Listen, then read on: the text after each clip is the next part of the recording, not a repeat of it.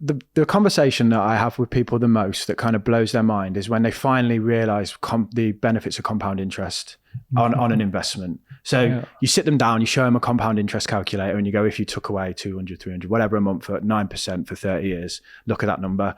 And it kind of blows their mind. But obviously you talk about in the book that that's a key bias or a key flaw of our brains is visualizing that process.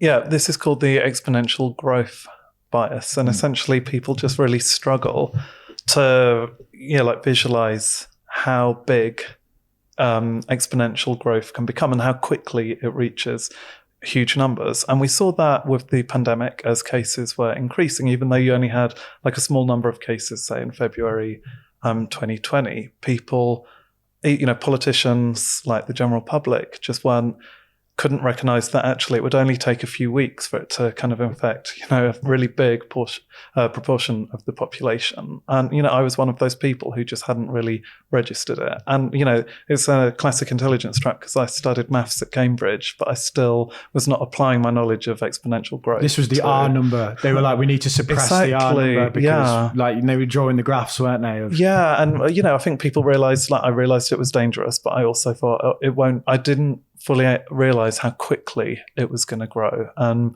how even a few days could make a big difference. Why do we struggle with that? Why do you, with a maths background? So I think something we haven't spoken about is cognitive reflection, which was actually what that Jack and George test was measuring.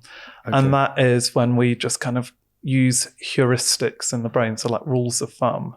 So we're going with our kind of intuitions and these decisions rather than thinking carefully about what's actually happening. So it's not the opposite of motivated reasoning, but it's a different form of the intelligence trap because this is almost about being too thoughtless, essentially, rather than motivated reasoning being about applying your intelligence in a one-sided manner. So if you lack cognitive reflection, we call that cognitive miserliness. And I think I was just being a cognitive miser. I wasn't actually doing even very rough kind of calculations in my head to kind of visualize how quickly that could grow. And this is really common.